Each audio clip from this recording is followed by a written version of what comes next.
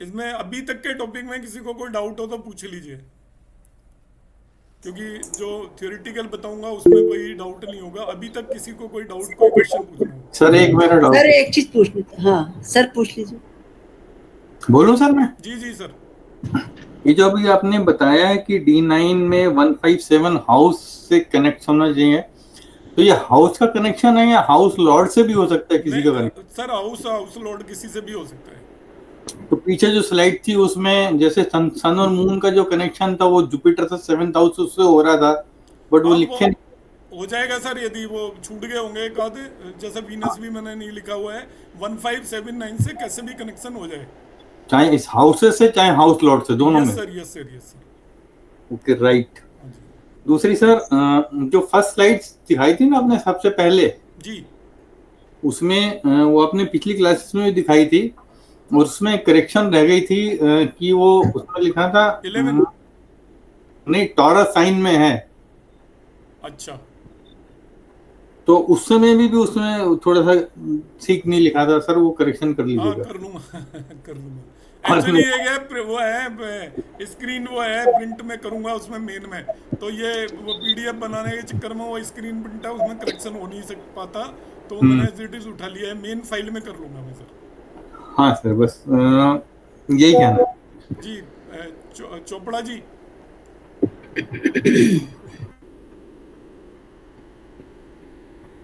Chopra ji sir को। मैं पूछ लूं? हाँ जी मैम पूछिए। सॉरी हाँ सर, ये सर जो आप। D1 D9 वाली हमने की है स्लाइड, इसमें अगर सीधा ही ले लें कि D9 से जो 159 से जो प्लैनेट रिलेटेड है बस उसकी दशा में होगी। नहीं वो वैसे एलिजिबल नहीं हो रहे तो कैसे हो जाएगी सर? है जी। वैसे एलिजिबल नहीं हो रहे तब तो नहीं होगी ना उनकी दशा में। राइट, उसको एलिजिबल होना चाहिए, तो अगर वो एलिजिबिलिटी में आते हैं तो वो कनेक्टेड होंगे। हाँ तो एलिजिबिलिटी में भी आते हैं और कनेक्ट हो रहे हैं 1579 से, तभी उनकी दशा में मैरिज होगी। मतलब दो कंडीशन हो गई, एक तो एलिजिबिलिटी हो, साथ में वो कनेक्टेड हो करेक्ट, जी सर, 1579 जी से। सर, जी सर। ठीक है सर, जी थैंक यू। जी प्रगति मैम। हाँ जी सर। सर आपने जो पहली वाली स्लाइड दिखाई थी Jupiter's roles in marriage and विवाह सहम, उसमें जो विवाह सहम पे आपने बोला था ना कि इसमें मैलेफिक इन्फ्लुएंस आएगा, तो ये मैलेफिक इन्फ्लुएंस फंक्शनल का नहीं या उसका? दोनों में से किसी का भी हो जाए। तो जैसे सैटर्न तो वैसे भी, मतलब सैटर्न तो कर ही सकता है ना उस पे इन्फ्लुएंस। हाँ सेटन करेगा तो डिले कर देता है मैरिज, यदि नेटल चार्ट में है तो। नेटल चार्ट पे होगा ना, वैसे तो अगर ट्रांजिट का नहीं सैटर्न तो ट्रांजिट करेगा के ही। मेलिफिक इन्फ्लुएंस से कोई नहीं मतलब है। अच्छा तो मतलब नेटल के चार्ट में अगर मेलिफिक इन्फ्लुएंस होगा तो हाँ ही इसमें देखेंगे, है जी ना? जी जी। ट्रांजिट का नहीं देखेंगे। नहीं ट्रांजिट में तो सेटन का हम एस्पेक्ट अब वो खुद ही तो चाह रहे हैं। मानेंगे ही, हाँ वो तो मानेंगे ही। तो हाँ उसका तो है, होगा ही। सेटन का भी ठीक। करेंगे, और एक्चुअली इवन जुपिटर। मार्स भी यदि साइन लॉर्ड हो तो उसका भी हम देखते हैं। साइन लॉर्ड अच्छा यदि मार्स हो जाए तो अभी हम आगे करेंगे, तो उसको और टाइम करने के लिए हम मार्स का भी देख लेते हैं कई बार। ठीक है सर, जी ठीक है सर, थैंक यू सो जी मच। नितिन जी। सर ये जो अभी इस बार आपने स्लाइड में जो हमको बताया कि वो विवाशेम 2 जो आपने बताया, तो उसमें जन्म नक्षत्र का जो लॉर्ड है उसका डिग्री लिया। उससे पहले के हमारे जो थे उसमें जो मून जिस साइन में बैठा है उसका लॉर्ड आपने हमको वो भी विवाशेम 2 ये बनेगा सर? नहीं, वही पीडीएफ है, एक बदला नहीं है। नहीं साहब, इसमें अगली बार हमको बताया था कि मून जिस साइन में बैठा होगा उसके लॉर्ड का डिग्री नहीं लेना ये है। तो पीडीएफ वही है, इसमें तो मैंने नक्षत्र भी मेंशन किया हुआ है, उसका लॉर्ड वीनस भी मेंशन किया हुआ है, एग्जांपल भी वही है। मतलब वो देख सकते हैं सब, जैसे लगन लॉर्ड होए और मून का जो डिस्पोजिटर है उसकी नहीं उसका डिस्पोजिटर लॉर्ड तो का यहाँ डिग्री। पे नहीं बताया, कहीं और बताया होगा। सर हाँ कल सब वाली अगली स्लाइड में वो बताया था, वो कल वाली स्लाइड में डिस्पोजिटर बताया, बताया मैंने पहले वाली आपको, स्लाइड में बताया टेक्निक वाले था। में जिसमें चंद्र वाली टेक्निक है उसमें बताया भाई। हाँ मतलब वो भी एक विवा सेम बनेगा ना हाँ वो सब, अलग मून का टेक्निक है चंद्रमा में, उसमें जब जुपिटर 6 डिग्री 40 मिनट्स के आगे पीछे होता आसपास है। आगे पीछे। हाँ हाँ तो तो वो ये डिफरेंट है। मतलब टोटल सब 3 विवा सेम हो गए ना। हाँ बिल्कुल, एक वो तो अलग समझ है, लो, उसको विवाह सेम हाँ, नहीं मतलब बोलते। फर्स्ट लॉर्ड मून का डिस्पोजिटर और फर्स्ट लॉर्ड जन्म नक्षत्र का लॉर्ड। हाँ उसको विवाह बराबर। सेम नहीं बोलते।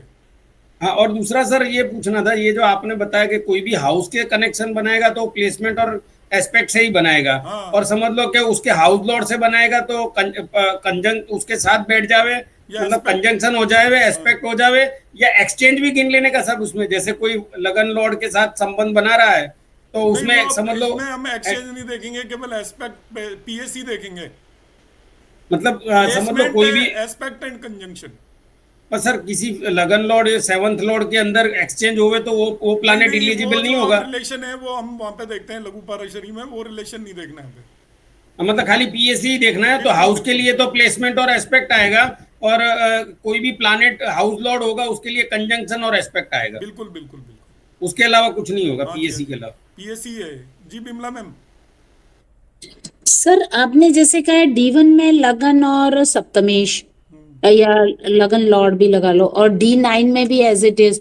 फिर आपने कहा था कि भाई जो प्लेनेट उसको इन्फ्लुएंस कर रहे हैं, अब मान लो कोई प्लेनेट लगन में बैठा हुआ है और उसमें D9 में भी वो फिफ्थ लॉर्ड बन रहा है, तो फिर वो कंडीशन क्लियर कर रहा है ना, मतलब वो उसको ले सकते हैं। हाँ तो फिफ्थ लॉर्ड तो होगा ही वो, तो हाँ ले सकते हैं बिल्कुल।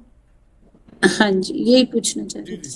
जी। Thank you. Kavita ma'am, sir जैसे आपने कहा भी जुपिटर और सैटर्न का होना चाहिए कनेक्शन, तो चाहे जुपिटर मैलिफिक भी हो उस कुंडली के लिए तो भी उनका मैडम लेना वो तो जरूरी होगा। ट्रांजिट वाला जुपिटर, तो मैलिफिक से क्या मतलब है, वो तो ट्रांजिट में जुपिटर को देखते ही हैं, उसका नेचर नहीं देखते फिर। अच्छा, और वैसे मैलिफिक हो तो फिर नहीं लेना।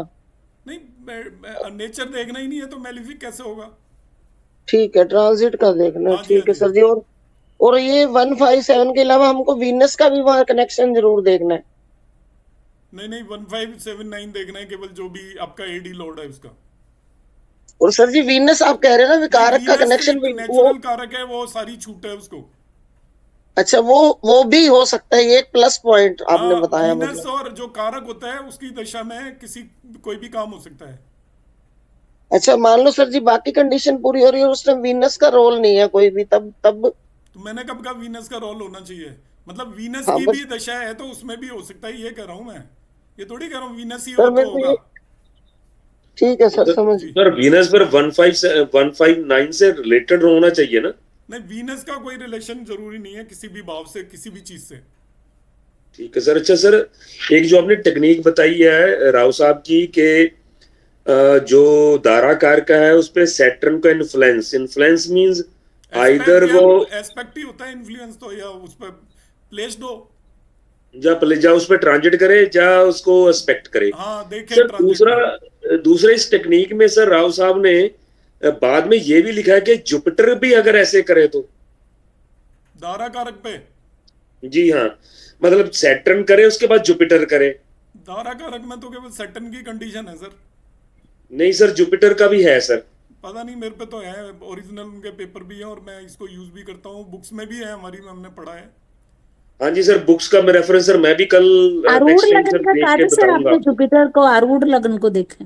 वो एक अलग टेक्निक है जो अलग अलग टेक्निक है मैडम, ये बड़ी फेमस टेक्निक है उनकी। उसमें बाद में उन्होंने जुपिटर का भी अब बताना सर, मेंशन क्योंकि किया। मेरी नॉलेज में तो अभी, क्योंकि हम रिसेंटली, मेरे पे अभी रिसेंट बुक्स हैं जो निकली हुई हैं, उनमें भी यही है दारा कारक का। कोई बात नहीं सर, मैं देख के बताऊंगा, हाँ, अगर आप मुझे अभी रेफरेंस मिलता है तो मुझे अभी दे बता देना, दूंगा। कोई नहीं, आपको यदि पता है तो मैं भी करेक्ट कर लूंगा अपने आप को। बाकी मेरे जी पे सर। अभी रिसेंट बुक्स हैं, मैं लेता रहता हूँ, तो वो दारा कारक में यही है, ये वाली जो टेक्निक मैंने बताई है। ठीक है सर, थैंक यू सर। अभी मैं आगे बढ़ रहा हूँ, फिर इसमें हम डिस्कस करेंगे अभी एक वेल्थ ऑफ स्पाउस कैसे देखनी है।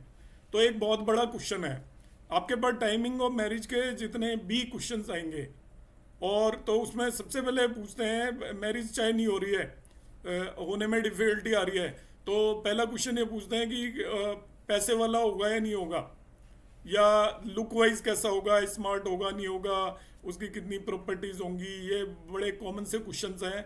तो वेल्थ जो देखने का ये रिसर्च बेस्ड एक वो तरीका है, और ये भावत भावम के बेस पर डेवलप किया हुआ तरीका है।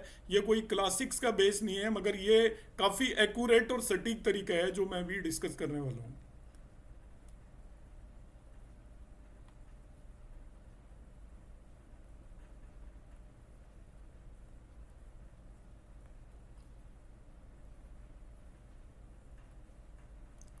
तो ये है क्वेश्चन अराइज होता है, how to know wealth of spouse. अब इसमें पहला काम तो ये है कि एज ए एस्ट्रोलॉजर हमारे पास बंदा आएगा, तो उसे हमें जवाब देना आना चाहिए कि हम वेल्थ किस तरीके से देखेंगे। बहुत सारी वो यूज़ होती हैं, और ये सबसे बेस्ट है जो टेक्निक मैं आपको बता रहा हूँ। इससे बेटर कोई भी नहीं है, वो तो कह ही सकती हैं। तो उसमें हमें क्या करना है कि बहुत लोग उपचा हाउसेज वाली यूज़ करते हैं। वो उपचा हाउसेज की एक्चुअली वेल्थ बताने के लिए नहीं होती। उपचा हाउसेज में यदि 7th लॉर्ड चला जाता है या शुक्र चला जाता है, वो ये बताता है कि आपका जो मैरिज के बाद आप राइज करेंगे, आपका भाग्य आगे बढ़ेगा। वो ये नहीं बताता कि आपका हस्बैंड रिच होगा या गरीब होगा। आप आगे बढ़ेंगे, आगे बढ़ने का मतलब आप जिस स्थिति में उससे बेटर में चले जाएंगे। अब आप ऑलरेडी गरीब हैं तो खाने को मिल जाएगा, बेटर का मतलब ये है। मगर ये जो हम बता रहे हैं ये कॉम्बिनेशन है आपका कि how to know wealth of spouse. तो यहाँ पे हम 2 तरीके के चार्ट यूज करेंगे और 2 ही टेक्निक यूज करेंगे। There are 2 ways to know everything about spouse. First one using birth chart naturally, and second using Navas chart, D9 chart. So how to know about wealth of spouse using birth chart? तो birth chart से हम wealth किस तरीके से find out करेंगे। तो आपको करना क्या है, स्टेप 1 में draw a chart by taking 7th house as lagna and consider 7th house as lagna. तो आप क्या करेंगे, या तो मोबाइल ऐप वगैरह में आप जाएंगे तो 7th हाउस पे यदि आप अपनी प्रेस करोगे तो वो लग्न में कन्वर्ट हो जाएगा। अब आपका ये चार्ट बन गया आपके स्पाउस का, ये मानकर चलें सिंपल वे में। इसको हम इसी तरीके से हम करते हैं, जिस भी भाव से रिलेटेड रिजल्ट देखने होते हैं उस भाव को आप लग्न बना लीजिए। सपोज फादर से रिजल्ट रिलेटेड देखना है तो 9th हाउस को लग्न बना लीजिए, मदर से रिलेटेड देखना है तो 4th हाउस को लग्न बना लीजिए। तो इस तरीके से हमने 7th हाउस को यहाँ पर लग्न फॉर्म कर लिया है। So draw a chart by taking 7th house as lagna और कंसीडर 7th हाउस एज लगना। 7वें भाव को लग्न ले लिया। अब आप उसके अंदर धन योग देखिए। आपने अपनी भी वेल्थ देखनी है, उसका तरीका यही होता है कि आपकी कुंडली के अंदर कितने धनयोग बन रहे हैं। यदि आपकी कुंडली के अंदर सफिशिएंट नंबर ऑफ धनयोग बन रहे हैं तो आपके पास वेल्थ आएगी, चाहे आपकी ज़िंदगी के अंदर कितनी भी परेशानियां हैं, डिफ़िकल्टीज हैं, आपकी हेल्थ अच्छी हो ना हो, मगर वेल्थ आप देख सकते हो। वेल्थ धनयोग पर डिपेंड करेगी, राजयोग पर भी डिपेंड करती है। मगर राजयोग है और धनयोग नहीं है तो आपके पास पैसा नहीं आ सकता।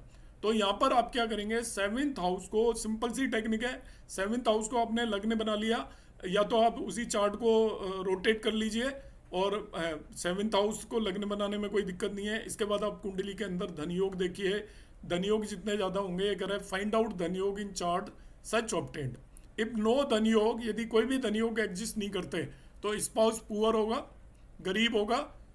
If 1 dhanyoga exist, spouse just manages expenses. एक ही धनयोग होगा तो ठीक है, खर्चा चल जाएगा। If 2 dhanyoga exist, spouse is well to do, ठीक ठाक होगा। If more than 2 dhanyoga exist, spouse is well placed in terms of resources. तो वो अच्छा होगा, रिच होगा, पैसे वाला होगा। तो हमने स्पाउस का D1 चार्ट से आपको देखना है, तो आप अपना भी देख सकते हो कि वेल्थ कैसी होगी। तो हम अपने D1 चार्ट में जाएंगे और धनयोगों को कैलकुलेट करेंगे। धनयोग सबसे इंपॉर्टेंट पार्ट होता है वेल्थ को चेक करने के। और भी क्राइटेरिया होते हैं, मगर आप एक जनरल आइडिया लेना चाहते हो तो जनरल आइडिया केवल इसके धनयोग के बेसिस पर हम डिसाइड कर सकते हैं कि D1 चार्ट के अंदर हमारे कितने धनयोग बन रहे हैं। उससे हमारी वेल्थ पता चलेगी, कितनी वेल्थ हमारे पास होगी। और यदि आप 7th हाउस को लग्न बनाकर उसके अंदर धनयोग देखें तो स्पाउस की वेल्थ पता चलेगी। यहाँ पर मैंने एक एग्जाम्पल के लिए कुंडली ली हुई है कि इसे हमें किस तरीके से अप्लाई कर सकते हैं। एक्चुअली धनयोग होता क्या है, कुंडली के अंदर association of 1st Lord, 2nd Lord, 5th Lord, 9th Lord and 11th Lord forms धन योगा। वो क्यों बनाते हैं, देखिए ये जो पहला भाव, 5वां भाव, 9वां भाव, इन्हें लक्ष्मी स्थान बोला जाता है। लक्ष्मी का मतलब मनी। यहाँ पर पहला धर्म त्रिकोण के तीनों भावों को लक्ष्मी स्थान बोला जाता है। पहला भाव, 5वां भाव, 9वां भाव। और 2nd हाउस आपका जो मूवेबल मनी को रिप्रेजेंट करता है, वेल्थ को रिप्रेजेंट करता है, तो ये भी धन से रिलेटेड भाव है। और 11वां भाव लाभ और गेन, और ये भी आपकी संपत्ति को रिप्रेजेंट करता है। तो आपकी कुंडली के अंदर जो ये 5 भाव हैं, ये मेन हाउसेज हैं धन से रिलेटेड। अब इनमें आपस में किसी तरीके का एसोसिएशन हो जाए तो उसे हम धनयोग बोलते हैं। एसोसिएशन 2 तरीके से हो सकते हैं जो मैं बता रहा हूँ। धनयोग का एक्सप्लेनेशन है, हमें एस्ट्रोलॉजी में धनयोग देखना आना चाहिए। हमें हर एक कुंडली में धनयोग भी देखना चाहिए यदि आपको नेटिव की वेल्थ देखनी है। धनयोग 2 साइडेड होते हैं, धनयोग 1 साइडेड होते हैं। धनयोग 1 साइडेड कैसे होता है, जैसे देखिए 11th लॉर्ड जाकर 2nd हाउस में बैठ जाए, वन साइडेड धन योग हो गया, ये भी धन योग है। 11th लॉर्ड आपका 5th हाउस में आकर बैठ जाए, धन योग है। 11th लॉर्ड 9th हाउस में आकर बैठ जाए, धन योग है। ऐसे ही सेकंड लॉर्ड अपने अलावा किसी भी दूसरे हाउस में जाकर बैठ जाए, 5th में जाकर बैठ जाए, 9th में जाकर बैठ जाए, लग्न में जाकर बैठ जाए और 11th हाउस में बैठ जाए, वो भी धन योग है। ऐसे ही 5th लॉर्ड भी इनमें से अपने अलावा किसी भी धन वाले भाव में जाकर बैठ जाए, वो धन योग हो जाएगा। जैसे 5th लॉर्ड आपका 9th हाउस में चला जाए, 11th में चला जाए, लग्न में चला जाए, सेकंड हाउस में चला जाए, this is A one sided धन योग। वर्केबल धन योग है, बहुत स्ट्रॉन्ग नहीं है। मगर इन्हीं भावों के स्वामियों की कहीं पर युति हो जाए, उनका एक्सचेंज हो जाए एक दूसरे से, या वो किसी भी इनमें से ही किसी भाव में जाकर कंजक्ट हो जाए, तो वो स्ट्रॉन्ग धन योग हो जाता है। जैसे एग्जाम्पल के लिए 11th लॉर्ड और सेकंड लॉर्ड दोनों मिलकर 5वें भाव में जाकर बैठ गए, तो ये ट्रिपल बहुत स्ट्रॉन्ग धन योग हो गया। 3 भाव इन्वॉल्व हो गए। कैसे? आपका 11th लॉर्ड एक भाव इन्वॉल्व हो गया, सेकंड लॉर्ड दूसरा भाव इन्वॉल्व हो गया, और आपका 5वें भाव में तो बैठे ही हैं, तो 3 मनी से रिलेटेड भाव हो गए। और कुदरती यहाँ पर आपका सपोज 9th लॉर्ड इसे एस्पेक्ट कर ले या 9th लॉर्ड यहाँ पर जाकर बैठ जाए, तो वो और भी स्ट्रॉन्ग हो गया है। लग लॉर्ड इसे एस्पेक्ट कर ले या लग लॉर्ड भी यहाँ पर जाकर बैठ जाए, या ऐसा हो कि आपका 11th लॉर्ड और सेकंड लॉर्ड और जाकर तो यहाँ बैठ गए, और कहीं किसी और भाव के अंदर आपके लग लॉर्ड और 9th लॉर्ड ने युति कर ली, तो वो एक्सीलेंट बहुत हाई क्वालिटी का धनयोग बन जाएगा, क्योंकि सभी धन भावों से रिलेटेड प्लेनेट एक दूसरे से एसोसिएट हो गए। इनमें जितना ज़्यादा लेवल ऑफ एसोसिएशन होगा उतना ही स्ट्रॉन्ग धनयोग होगा। यहाँ पर ये एक कुंडली ली हुई है, इसके अंदर मैं धनयोग यहाँ पर एक्सप्लेन करता हूँ। In this chart first Lord कौन सा ये है, ये यहाँ पर मैंने चार्ट बनाया हुआ है। First lord Jupiter is in second भाव, ये धनयोग है। First house and second house, first lord Jupiter in second house, this is a dhanyoga. इसको मैंने क्या किया है, ये एक नेटिव की कुंडली है और उसके मैंने स्पाउस की वेल्थ देखनी है। ये नेटिव की कुंडली है, लग्न कुंडली, उसकी स्पाउस की वेल्थ देखने के लिए मैंने इसको रोटेट कर दिया। अब देखिए इसके 7वें भाव में जो राशि है वो मैं लग्न में ले आया हूँ, फिर अगले भाव में 10 साइन है वो मैंने यहाँ पे ले आया हूँ, तो इसको पूरे को रोटेट कर दिया है। 7वें भाव को लग्न बनाने पर ये ऐसी कुंडली बन गई इसकी। अब मैं इसके स्पाउस की वेल्थ देख रहा हूँ, तो स्पाउस की वेल्थ देखने के लिए मैं धनयोग देखना मैंने शुरू किया, तो फर्स्ट लॉर्ड देखा मैंने, इसके सेकंड भाव के अंदर चला गया, तो ये पार्शियल धनयोग है। सेकंड है आपका वेरी स्ट्रॉन्ग धनयोग है। 5th लॉर्ड देखिए यहाँ पर मार्स, 5th लॉर्ड मार्स और साथ में 11th लॉर्ड वीनस, वो जाकर आपके बैठ गए हैं यहाँ पर 9th हाउस के अंदर। तो 5th लॉर्ड, 11th लॉर्ड और 9th हाउस तीनों का कॉम्बिनेशन बन गया, तो 5 लक्ष्मी स्थानों में से 3 लक्ष्मी स्थान यहाँ पर कंबाइन हो गए जो धन से रिलेटेड है। So it is a very strong, मतलब इन धन भावों के स्वामी आपके धन भाव में ही जाकर यदि कंजक्ट हो जाते हैं तो वो बहुत स्ट्रॉन्ग धन योग हो जाता है। So as there is very strong dhan yog in second case, spouse of the native should be rich, above average होना चाहिए। इस तरीके से हम उसको प्रेडिक्शन दे सकते हैं कि आपका स्पाउस, मैं क्वेश्चंस का आंसर बता रहा हूँ, इसमें possibility of error is always there, क्योंकि और भी चीज़ों को थोड़ा सा उस पर मेलिफिक इन्फ्लुएंस वगैरह भी हम देख सकते हैं, पर this is the way how to find out the wealth of the spouse. ये एक तरीका है D1 चार्ट की मदद से हम किसी भी के स्पाउस की वेल्थ को हम देख सकते हैं। अब मैं यहाँ पर दूसरा है wealth of spouse using Navamsa chart. Navamsa chart में आपको कोई रोटेशन की जरूरत नहीं है, क्योंकि नवांश चार्ट बेसिकली आपके स्पाउस का ही चार्ट है। नवांश रिप्रेजेंट ही स्पाउस को करता है। स्पाउस के जितने भी करैक्टरिस्टिक आपको देखने हैं वो सभी आप नवांश चार्ट से देख सकते हो कि आपका स्पाउस देखने में कैसा होगा, उसका नेचर कैसा होगा, आपके साथ उसकी बात व्यवहार कैसी होगी। क्योंकि इसको यदि नवांश को आप एनालिसिस करना चाहें तो नवांश की लग्न आपकी स्पाउस की पर्सनैलिटी को बताती है, नवांश की लग्न आपकी स्पाउस के एटीट्यूड को बताती है, और जो भी हम लग्न से चीज़ें देखते हैं उसको बताती है, उसके आपकी ग्रूमिंग को बताती है, कैसी उसकी पर्सनैलिटी है उसको बताती है। नवांश का सेकंड भाव बताता है आपका उसका खान पान कैसा है, स्पीच कैसी है, मैरिज में आपकी और उसकी स्पीच कैसी रहेगी, इसे भी बताती है। आपके साथ रिलेटिव टर्म्स में ये और किसी के साथ स्पीच को नहीं बता रहा है वो। नवांश जो आपका बताएगा second house speech with you, second house बताएगा फूड विद यू, आपके साथ वो क्या खाएगा पिएगा। थर्ड हाउस ऐसे ही नवांश का बताता है एफर्ट, एफर्ट किसमें, मैरिज के लिए वो कितने एफर्ट लगाएगा, और किसी चीज़ में नहीं। मैरिज में आपको मेंटेन करने के लिए, हार्मोनी मेंटेन करने के लिए कितने एफर्ट करने पड़ेंगे। फोर्थ हाउस रिप्रेजेंट करता है सुख। मैरिज में एक दूसरे को आप कितना हैप्पीनेस दोगे, सुख कितना दोगे। और ये भी पता चलता है मैरिज में फोर्थ लॉर्ड किस भाव में जाकर बैठा, वो पर्सन मैरिड लाइफ में और कहाँ कहाँ से सुख ढूंढेगा, ये भी पता चलता है आपका फोर्थ लॉर्ड की पोजीशन से। ऐसे ही आपका फिफ्थ हाउस में चला जाएगा तो आपका वो मैरिड लाइफ में रोमांस को भी बताएगा कितना रोमांस है। इस तरीके से सिक्स हाउस में आपको यहाँ पर बताएगा नवांस का डिस्प्यूट वगैरह किस तरीके के हैं, या आप कोई डाइट ले रहे हैं, डिसिप्लिन कितना है मैरिड लाइफ में। इस तरीके से हम नवांश को मैरिड लाइफ के लिए कंप्लीट चार्ट की तरह यूज कर सकते हैं। इसके हर भाव को आप मैरिज से लिंक कर दीजिए, जैसे आप D1 चार्ट में करते हैं कि D1 चार्ट की लग्न आपकी पर्सनैलिटी को बताती है तो वो आपके हस्बैंड की पर्सनैलिटी को बताएगी। सेकंड आपकी ओवरऑल स्पीच को बताती है, मगर नवांश में जो स्पीच मेनली हस्बैंड वाइफ के बीच में किस तरीके की स्पीच होगी, किस तरीके का वो खाना खाएंगे, वो फैमिली एटमॉस्फेयर कितना कैसा होगा हस्बैंड वाइफ के बीच में, उसको सेकंड हाउस रिप्रेजेंट करता है। तो यहाँ पर यदि आपको स्पाउस की वेल्थ देखनी है तो स्पाउस की वेल्थ के लिए नवांश चार्ट में वही चीज आप देखेंगे जो अभी मैंने D1 चार्ट को रोटेट करके बताया था कि इसके अंदर कितने धन योग अवेलेबल हैं। वो आपको वेल्थ बताएगा आपके, एक्चुअली वो मैरिड लाइफ की वेल्थ को रिप्रेजेंट करता है, मगर मैरिड लाइफ की वेल्थ इन जनरल स्पाउस की वेल्थ पर भी डिपेंड करती है। यदि स्पाउस वेल्दी होगा तो मैरिड लाइफ भी वेल्दी होगी आपकी। So connection between first lord, second lord, fifth lord, ninth lord and 11th lord makes dhan yoga. So mutual aspect between lagna lord, Jupiter and 9th lord, यहाँ पर यह धन योग देख रहे हैं एक्चुअली। तो देखिए mutual aspect between lagna lord, Jupiter and 9th Lord Mars. तो यहाँ पर लग्न लॉर्ड और 9th लॉर्ड मार्स में, लग्न लॉर्ड ये पे जुपिटर है और ये 9th और एक्चुअली सेकंड लॉर्ड मार्स है, उन दोनों के बीच में म्यूचुअल एस्पेक्ट हुआ पड़ा है। ऐसे ही 11th Lord Saturn placed in 5th house, 11th Lord Saturn 5th house में जाकर बैठ गया तो ये भी एक पार्शियल बन गया बिटवीन सैटर्न इन 5th house, also expecting 11th house, अपने भाव को भी वहां से वो देख रहा है तो ये पार्शियल धन योग है। इसी तरीके से second lord in the 9th house, तो ये भी पार्शियल धन योग हो गया second lord in 9th house. So there are 3 dhan yogas, but in second and third yoga 6th and 8th lord are also involve. देखिए मैंने यहाँ पर इसको मॉडिफिकेशन किया है कि सीधा सीधा धन योग देख लिया तो काम नहीं चलेगा।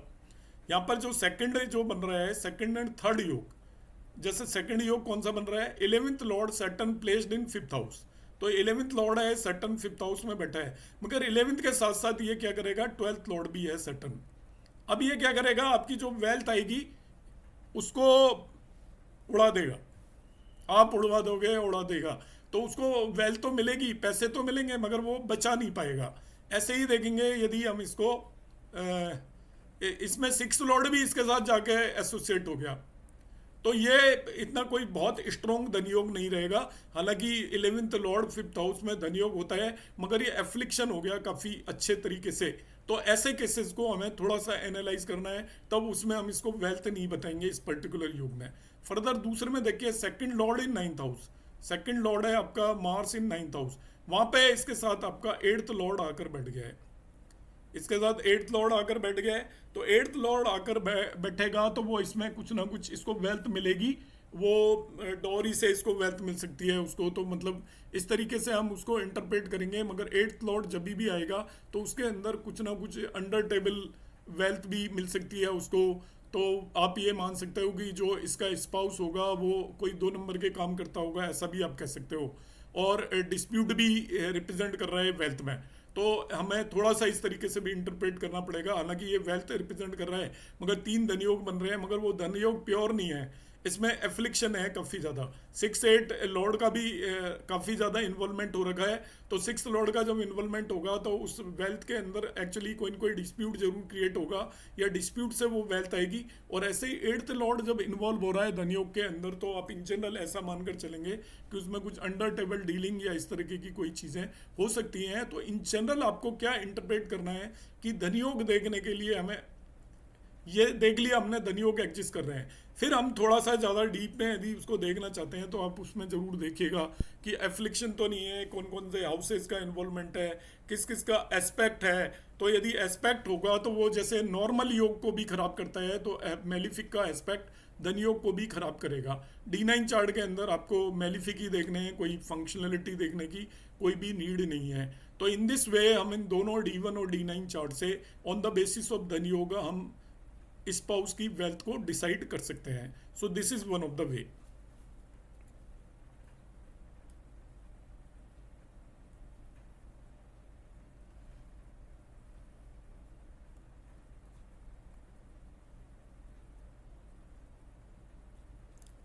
जी सर, किसी को कोई डाउट्स हो तो? सर मैंने पूछना है, पहले भी रह गया था। हाँ पूछिए मैम। हाँ सर, एक तो आपने जो जेमिनी में बताया था, पहले वाले से पूछ रही हूँ मैं, कोई बात जो नहीं। जेमिनी में आपने बताया था गोचर में शनि और गुरु की दृष्टि, तो उसमें हम शनि गुरु की जेमिनी दृष्टि ही लेंगे या पराशर ले लेंगे? हम कर तो रहे हैं सारा जेमिनी चर वाला जो आप बता रहे थे ना, चर दशा। कब बताया हमने जेमिनी को गोचर में जुपिटर उसकी सैटर्न की दृष्टि? अभी आपने सर जो राव सर वाला कोई एग्जाम्पल बता रहे थे ना, जिसमें चरदशा में शनि और ये गुरु उसको ट्रांजिट में भी धारा कारक को इन्फ्लुएंस करे, तो सर सैटर्न धारा कारक को इन्फ्लुएंस करे। तो सर दृष्टि कौन सी ले रहे हैं, जेमिनी ले रहे हैं शनि की? इसमें आप नॉर्मल दृष्टि लेनी है। नॉर्मल लेंगे ना सर? जी जी जी। हाँ, और सर जो आपने एग्जाम्पल दिया था कर्क में मेष का था, कर्क में मेष राशि की दशा थी, जी तो सर कर्क से सप्तम में उपपद है, वो भी हो गया ना कर्क से नहीं, वो उस पर्टिकुलर टेक्निक में नहीं है, वैसे वो हो जाता है उस हाँ। पर्टिकुलर टेक्निक में। उसने वो ये करा है कि उसी राशि की दशा होनी चाहिए। अच्छा, मैं सोच रही थी कर्क से सप्तम में उपपद है, हाँ। और मेष राशि में दारा कारक बैठा ही हुआ था। नेक्स्ट वाली टेक्निक से हो जाएगा, पर वो एक टेक्निक में वो वही बता रहे हैं कि वो राशि उसी जगह उसी की दशा होनी चाहिए। अच्छा सर, और सर धनयोग में जो आपने अब नेक्स्ट जो अभी बताया, धनयोग में धन भाव का स्वामी कहीं से भी बैठ के अपने भाव को देखे, धन भाव को, तो वो धनयोग कहलाएगा? हाँ बिल्कुल, किसी भी तरीके का रिलेशन हो जाए। हाँ, जैसे सेकंड लॉर्ड शनि है और 12 से देखे सेकंड भाव को, तो वो धनयोग कहलाएगा? देखो हो जाएगा, बाकी अब 12 से देखेगा तो 12 के कैरेक्टरिस्टिक लेके देखेगा वो खर्चा। तो हमें थोड़ा सा क्या करना है कि उसको धनयोग बेसिकली वन साइडेड और टू साइडेड होते हैं। टू साइडेड स्ट्रांग होते हैं, वन साइडेड आपका काम चलाऊ काम तो चलाएंगे, धन तो सबके पास थोड़ा बहुत होता है, मगर जब बोथ वे धनयोग होते हैं, जैसे दोनों ही लॉर्ड कहीं जाके कंजक्ट हो गए, वो ज़्यादा बेटर होता है। पर धनयोग तो ये हमेशा ही है। तो दोनों धनयोग, धन लक्ष्मी भाव के स्वामी कहीं भी इकट्ठे हो जाएं, चाहे केंद्र में चाहे थर्ड हाउस में? बिल्कुल बिल्कुल वो अच्छा, धनयोग है।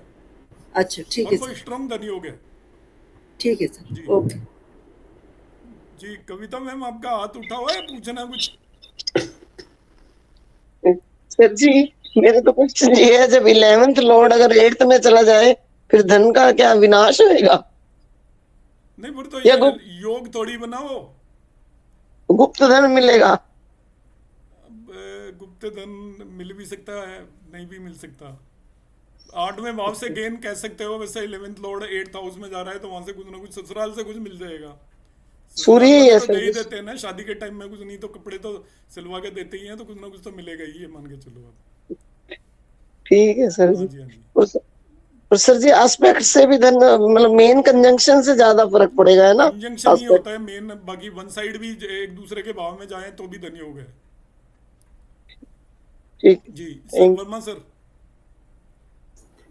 सर मेरे 2 क्वेश्चन हैं। जी सर। धनयोग तो सर हम जानते हैं कि 1st, 2nd, 5th, 9th, 11th house का कनेक्शन होगा, लेकिन ये काउंट करने का कोई प्रोसीजर है कि मैं कहाँ से शुरू करूं, कहाँ एंड करूं, और ये कि मुझे एग्जैक्टली मालूम पड़ जाए कितने धनयोग है, 1 है, 2 है, 3 है? तरीका है, सबसे पहले लग्न लॉर्ड को पिक कर लो सर। हाँ, लग्न लॉर्ड 2nd, 5th, 9th और 11th से कोई लिंक बना रहा है क्या?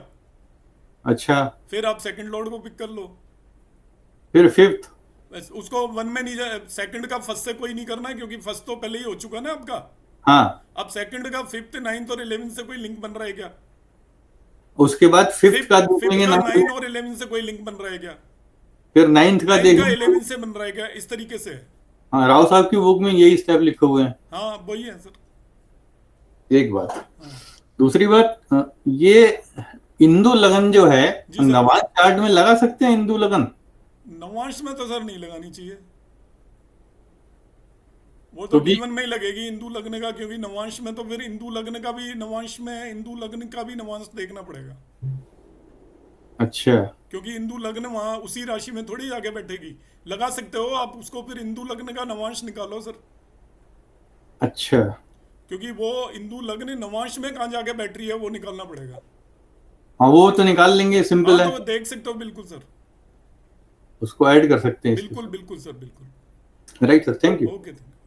सर अरुण जी जी, गिनने का तरीका भी जी बता सर। दो, एक बार रिपीट कर दो सर। गिनने का तरीका ऐसा है मैडम, पहला first house, second house, fifth house, ninth house and 11th house, ये आपके धन भाव होते हैं। इनके स्वामी ठीक एक है। दूसरे से लिंक हो तो आपकी धन योग बनते हैं। अब हमको पता कैसे चलेगा कौन लिंक है या नहीं है, या कोई छूट गया तो हम क्या करेंगे, सबसे पहले फर्स्ट लॉर्ड को लेके देखेंगे कि उसका जी दूसरे भाव, पांचवें भाव, नवें भाव, 11वें भाव के या उनके स्वामियों से कोई लिंक हो रहा है क्या, ये देखना ठीक है। पड़ेगा। फर्स्ट लॉर्ड के बाद सेकंड लॉर्ड को पकड़ेंगे और उसका 5वें, 9वें और 11वें से कोई लिंक हो रहा है क्या। फिर हम फिफ्थ लॉर्ड को पकड़ेंगे, उसका 9वें या 11वें से कोई लिंक हो रहा है क्या। फिर 11th लॉर्ड को, 9th लॉर्ड को पकड़ेंगे, इस तरीके से देखेंगे उसको। और सर जी लास्ट में जैसे 11th है, फिर उसका वापस इनसे देखेंगे? नहीं, फिर नहीं देखना है, वो तो पहले से ही देख चुके ना 11th लॉर्ड को, तो बाकी सबसे ठीक है सर जी। एक एक कम करते जा रहे हैं अब हम। जी सर, यही बस यही कंफर्म करना। जी चोपड़ा जी। सर जी सर, सर वो जो वही चीज है ना जो धाराकार का सैटर्न की बात हो रही थी, जी जी जी। उसमें सर क्लियर लिखा है the rule is when Saturn in transit aspects natal dara karka using of course Gemini aspect marriage take place। जी उन्होंने एक तो Gemini aspect की बात की है, दूसरी एस्पेक्ट की बात की है सर, Gemini aspect की बात की है। जेमिनी लिखा हुआ है। इन्फ्लुएंस, हाँ जी, इन्फ्लुएंस की बात भी नहीं की, इवन एस्पेक्ट की बात की है। अच्छा, वो तो एक ही बात होती है सर, एस्पेक्ट हाँ और चलो इन्फ्लुएंस सर, तो। हाँ जी, जी जी। स्पेशली लिखा है हाँ the simplest method, हाँ। the method I have evolved works in 70% cases straight way। The rule is when Saturn transit aspects natal Dara Karka using of course Gemini aspect marriage take place। ठीक है sir, मैं एक बार check और कर लूंगा फिर। Sir यही मैं जी भी सर, पूछ और रही थी कि दृष्टि आगे लिखा है सर, आगे हम्म, आगे लिखा है sir Saturn and Jupiter approve of a marriage by aspecting the Dara Karka। Saturn and Jupiter, कौन सी बुक पढ़ रहे हैं सर? सर ये है learn successful predictive techniques of Hindu astrology. भाई केन राव। जी हाँ जी सर। कोई नहीं, मैं देख लेता हूँ सर। सर इसका पेज नंबर भी बता देता हूँ। बता दीजिए सर। सर इसका पेज नंबर है जी, चैप्टर है सर, एक quick method of timing marriage, 93 से लेके सर 99 तक पढ़ लीजिए बस। चलो सर, मैं देख लेता हूँ। हाँ जी सर। हरिशंकर सर जी। बुक का नाम फिर से रिपीट कर दीजिए। जी सर मैं एक चीज, सक्सेसफुल, सर ये धनयोग जैसे 5 लोगों के अलावा और कहीं बन रहा है तो वो मान्य नहीं होगा? सर धनयोग कहीं भी बन सकता है, वो तो कंजंक्शन होना चाहिए ना फिर उनके बीच में। जैसे थर्ड हाउस में बन रहा है या मान लो। हाँ तो बन रहा है, कोई बात नहीं, वो मगर देखो थोड़ा वीक हो जाएगा यदि वो 6-8-12 में बन गया या मेलिफिक हाउसेस में बन गया, तो मैंने जैसे अभी एग्जांपल लिया था। जी जी। और जो धनयोग बनाने वाले प्लेनेट हैं वो भी यदि 6-8-12 भी इन्वॉल्व कर रहे हैं तो वो उनकी प्रॉब्लम्स भी लेके आएंगे धन के साथ साथ। Okay okay. सर वैसे तो इन्होंने जो स्ट्रेस दिया है वो सैटर्न पे ही दिया है, सारा सैटर्न के बारे में ही लिखा है, लेकिन एक बस एक लाइन में जरूर इन्होंने एक जगह सैटर्न के साथ जुपिटर भी जोड़ दिया है जी। हाँ मतलब सैटर्न ही है मेनली, मेनली सैटर्न ही है। हाँ जी हाँ। उसमें आप एग्जांपल में पढ़ोगे ना तो वो डायरेक्ट एस्पेक्ट भी ले रहे हैं, क्योंकि मैंने ये पूरे काम किया हुआ है इस पे, वो वैसे अच्छा, भी हो एस्पेक्ट सकता है ले सर। रहे हैं। आगे आप एग्जांपल पढ़ोगे ना तो वो कहेंगे कि आप वैसी एस्पेक्ट भी ले सकते हो। हो सकता है सर। आप उसको जी पढ़ोगे ना, क्योंकि ये मैंने इस पे किया हुआ है काम पूरा। जी जी जी। जी ठीक क्योंकि है वो सर, तो कोई बात ऐसा होता है ना एक्चुअली सर, ये उनकी अपनी रिसर्च है तो उसमें वो ऐड करते हैं कि भाई जुपिटर भी देख लोगे तो ज्यादा बेटर है। नहीं। Add हाँ हो हाँ गई हाँ ये जी चीज़। जी जी जी जी जी। नितिन जी, नितिन जी कुछ पूछ रहे हो? नितिन जी आप म्यूट हैं।